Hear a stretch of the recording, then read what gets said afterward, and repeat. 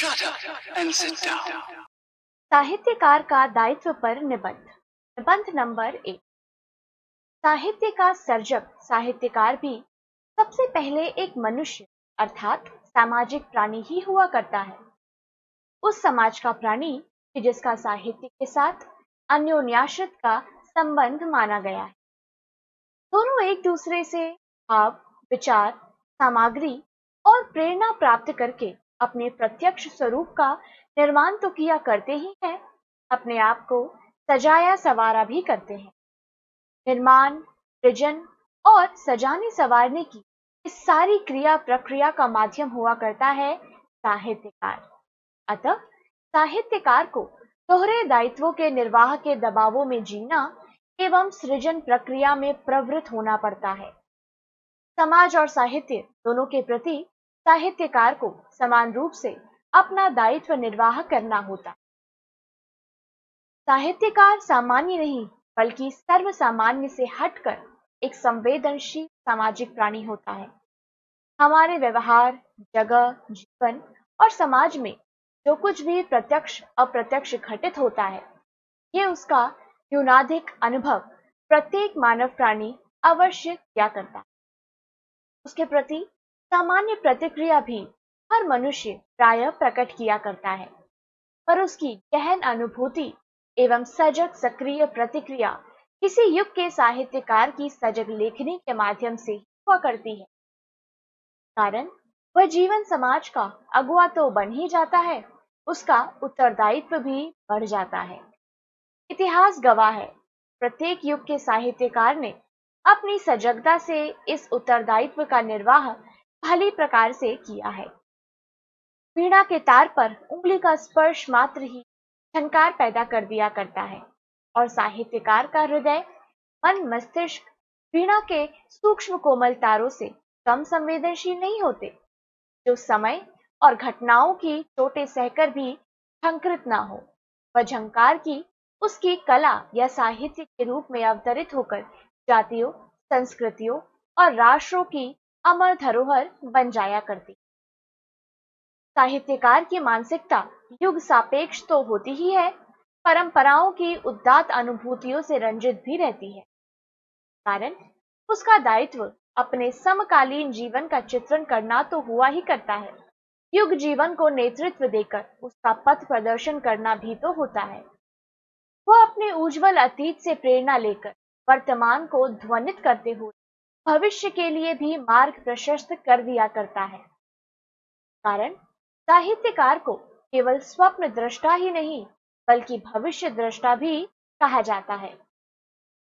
जब कभी भी किसी देश की राष्ट्रीयता, स्वतंत्रता और संस्कृति संकट में पड़ी, युग के साहित्यकारों ने अपनी सबल लेखनी उठाकर राष्ट्रों, जातियों और संस्कृतियों में नव प्राणों का संचार किया। के उदाहरण इतिहास में भरे पड़े हैं। कवियों, लेखकों की वाणी ने इस प्रकार के संकट काल में नई ऊर्जा, नई प्रेरणा और सजगता का संचार कर नव जागरण के नए मान और मूल्य स्थापित कर दिए। साहित्यकार का यह गौरवपूर्ण दायित्व हो जाता है कि वह अपनी सभ्यता, संस्कृति, अपने देश और राष्ट्र को उचित मार्ग से भटकने न दे। अपनी वाणी द्वारा हमेशा उसकी धमनियों में नए रक्त का संचार करता रहे, चेतना को जागृत एवं सक्रिय रखे, ऊर्जा को चूकने न दे। युग युगों में रचे गए इतिहास साक्षी है, सच्चे साहित्यकार ने अपने इस दायित्व का निर्वाह हर युग में सब प्रकार के लोभ लालच से दूर रहकर किया है। मध्यकाल का ही उदाहरण ले ली, वह घोर अराजकता और संक्रमण का काल था। धर्म और सत कर्तव्यों का मार्ग भूलकर लोग निरंतर पथ भ्रष्ट हो रहे थे। धर्म के नाम पर ब्रह्मचारों, आडंबरों और पाखंडों का बोलबाला हो रहा था। सामाजिकता के नाम पर कुरीतियों, कुप्रथाओं को बढ़ावा दिया जा रहा था। राजनीति के नाम पर आज की तरह ही अराजकता और भ्रष्टाचार पनप रहा था। तब कबीर, नानक और तुलसीदास आदि कवियों ने घोर निराशा और विघटन के विरुद्ध अपनी तेजस्वी वाणी मुखरित करके न केवल भारतीय सभ्यता संस्कृति बल्कि समूची मानवता को विघटनकारी दुष्परिणामों से बचा लिया। उनसे पहले के कवि अपने स्वार्थों से अभिभूत होकर राज्याश्रयों में रहे आश्रयदाताओं की फूटी प्रशंसा में अपनी वाणी को अपव्यय पूर्ण अतिशयोक्ति के साथ करते रहे। भक्ति काल के परवर्ती रीतिकाल के कवियों ने भी यही सब किया। परिणाम स्वरूप धर्म, समाज और राजनीति आदि प्रत्येक स्तर पर विघटन एवं संघर्ष का दौर चलता रहा। हर मानवीय मूल्य का विघटन होता गया, यहाँ तक कि देश पराधीन भी हो गया। भक्ति काल के कवियों को कोई राजा महाराजा, कोई सम्राट अकबर या अन्य धन धान्य के लालच में खरीद न सका। परिणाम स्वरूप आज भी उनका साहित्य जातीय जीवन को नव प्रेरण देने की क्षमता रखता है। के विपरीत वीर गाथा और रीति काल का काव्य मात्र ऐतिहासिक अध्ययन की वस्तु बनकर रह गया है।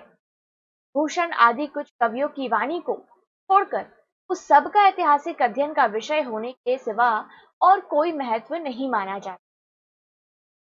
आधुनिक काल सन 1990 के आरंभ होते ही देश के सजग साहित्यकार एक बार फिर से जीवन, समाज और राष्ट्र के प्रति अपने कर्तव्यों का तीव्र एहसास करने लगे। न केवल हिंदी भाषा के भारतेंदु हरिश्चंद्र जैसे सजग कवियों, बल्कि अन्य भारतीय भाषाओं के कवियों ने भी राष्ट्र की कोई और सोई चेतना को जगाकर स्वतंत्रता, स्वाधीनता के लक्ष्य को पाने का एहसास पूरी शिद्दत के साथ किया।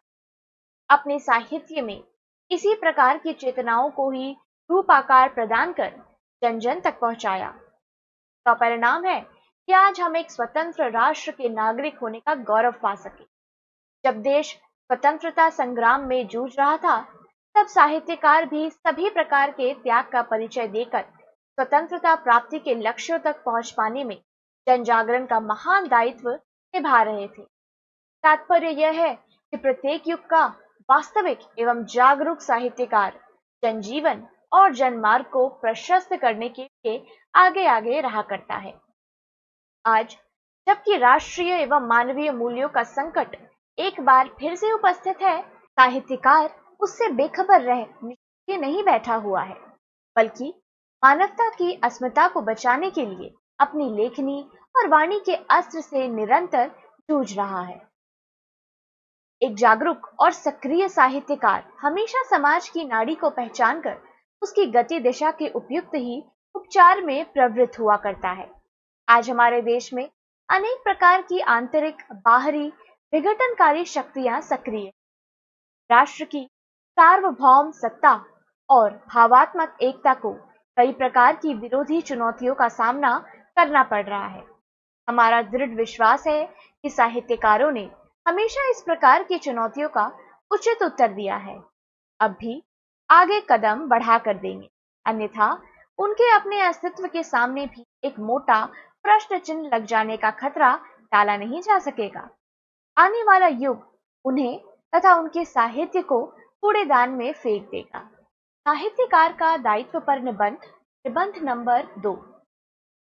साहित्य के अनेक रूपों की रचना करने वाला कलाकार या व्यक्ति को साहित्यकार कहा जाता है। स्पष्ट है कि साहित्यकार व्यक्ति इस नाते व्यापक मानव समाज का एक अंग हुआ करता है।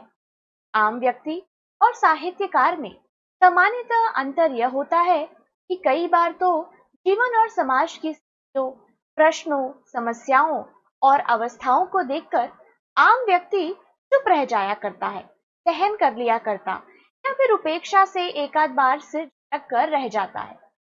इसके विपरीत साहित्यकार जीवन और समाज की प्रत्येक छोटी बड़ी घटना से प्रभावित होकर उसके निराकरण का उपाय सोचकर उसे अपनी लेखनी का विषय बना जीवन समाज के प्रत्येक विचारवान व्यक्ति के सामने ला दिया करता है, ताकि उसके निराकरण का उचित उपाय संभव हो सके। ऐसा करना ही साहित्यकार का उत्तरदायित्व का निर्वाह करना कहा जाता है। हर युग के जागरूक साहित्यकार ने अपने इस दायित्व का उचित निर्वाह अवश्य किया है। विश्व इतिहास इस बात का साक्षी है। साहित्य को जीवन और समाज का दर्पण बताने वाला साहित्यकार ही हुआ करता है। वह अपने वर्तमान अर्थात आसपास के जीवन समाज के व्यवहारों से प्रेरणा लेकर तो साहित्य का सृजन किया ही करता है। अपनी रचना के माध्यम से अतीत की अच्छाइयां उजागर कर अच्छी और उपयोगी प्रेरणादायक सांस्कृतिक चेतनाएं ग्रहण कर उससे वर्तमान को सबल, सजीव और उत्साही बनाया करता है। ऐसा करने के पीछे उसका स्पष्ट उद्देश्य यह रहता है कि वह अपने देश, जाति और राष्ट्रीयता के साथ साथ मानवता के भविष्य को भी उज्जवल बनाने के कार्यों में अपना महत्वपूर्ण योगदान प्राप्त कर सके। जो साहित्यकार ऐसा कर पाने में समर्थ नहीं हो पाता, वह साहित्यकार होने का अपना अधिकार खो बैठता है।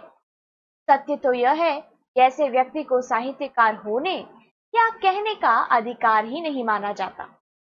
रीतिकाल में कहने को हजारों कवि हुए, साहित्य का इतिहास बताने वाली पुस्तकों में शायद उनके नाम भी है, पर आम जनता तो क्या विशेष जन भी केवल उन्हीं के नाम काम से परिचित है कि जिन्होंने देश, जाति और सारी मानवता के प्रति अपने दायित्वों का निर्वाह सजग सतर्क भाव से किया।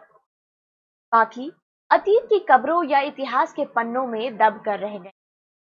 जो सच्चा साहित्यकार हुआ करता है, यह संभव ही नहीं समाज संकट से ग्रस्त होते रहे, आदमी और आदमियत का अपमान होता रहे और वह अपने सुख दुख या व्यक्तिवादी प्रेम के राग ही अलापता रहे। किसी भी युग का वास्तविक साहित्यकार वैसा नहीं कर सकता कि जब रोम जल रहा था, वहां का शासक नीरो उस तरफ से बेखबर अपने सुख चैन या विलास वासना की बांसुरी बजा रहा था। युग साहित्यकार द्वारा यह कतई संभव नहीं हुआ करता कि वह जिस जीवन और समाज में रह रहा है, उसकी अनदेखी कर आकाश या क्षितिज शांत तारों भरी चिलमनों के पीछे कुछ ऐसा खोजने पाने का प्रयास करता रहे कि जो वास्तव में है ही नहीं। आधुनिक काल के तीन चरण के यानी छायावादी युग के साहित्य और साहित्यकारों ने जिस सीमा तक ऐसा किया, सीमा तक ये लोग मात्र किताबों तक रह गए, एक पुष्प की अभिलाषा बनकर जन जीवन तक कभी नहीं पहुंचे। ना ही वे भगवती चरण वर्मा की भैंसा गाड़ी की चरमरर को जनमानस तक पहुंचने से रोक सके, जबकि उनकी मस्ती का आलम चंद लोगों के साथ ही चला। कहने का तात्पर्य यह है, जीवन समाज नब्ज को पहचान कर सच्चा साहित्यकार हमेशा अपने सामाजिक दायित्वों का उचित निर्वाह करता आया है। वह कभी सहन नहीं कर सका किसानों को मिलता दूध और मानव संतानें भूख से बिलखती रहे। नहीं, ऐसा सहन न कर पाने के कारण ही पंडित बालकृष्ण शर्मा नवीन ने चुनौती भरे स्वरों में युग के साहित्यकारों को ललकारते हुए कहा, कवि कुछ ऐसी तान सुनाओ जिससे उथल पुथल मच जाए। आखिर किस लिए उथल पुथल मचाना चाहता है कवि? इसी कारण ना कि जीवन समाज में आ गई बुराइयों को मिटाकर एक सुखद शांत जीवन समाज की रचना करके वो अपना उत्तरदायित्व निभा सके, अपने राष्ट्र ऋण से पूर्ण हो सके। मित्रों ने जो जीवन समाज उसे दिया है, उसे सब प्रकार से स्वतंत्र, स्वाधीन, उन्नत, विकसित बनाकर अपनी आने वाली पीढ़ियों के लिए सुरक्षित रख सके।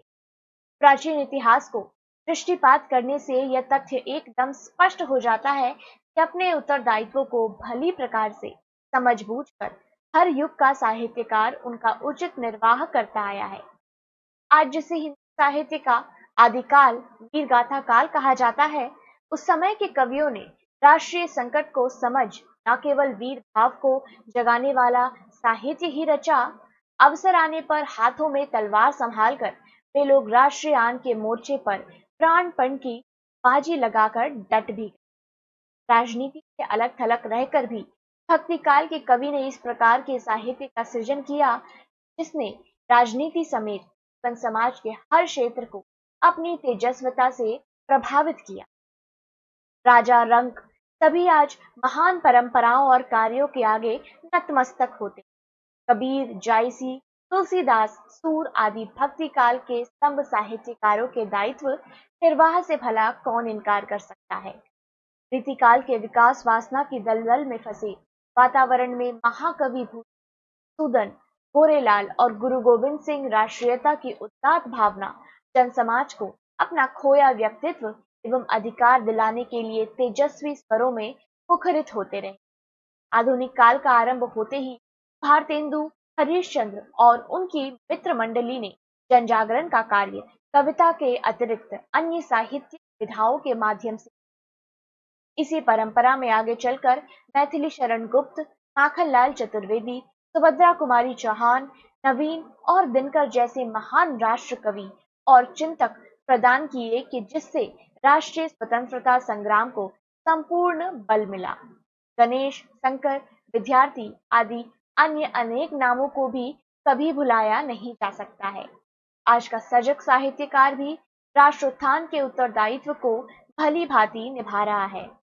सारे विवेचन से स्पष्ट हो जाता है, सच्चा साहित्यकार चाहे किसी भी युग क्षेत्र का हो, वह अपने मानवीय राष्ट्रीय दायित्व से मुक्त न तो कभी रह पाया है, न रह ही सकता है। उसने जन जागरण और जन समृद्धि का दायित्व निभाने के लिए बड़े से बड़ा त्याग बलिदान किया है और हमेशा करता रहेगा।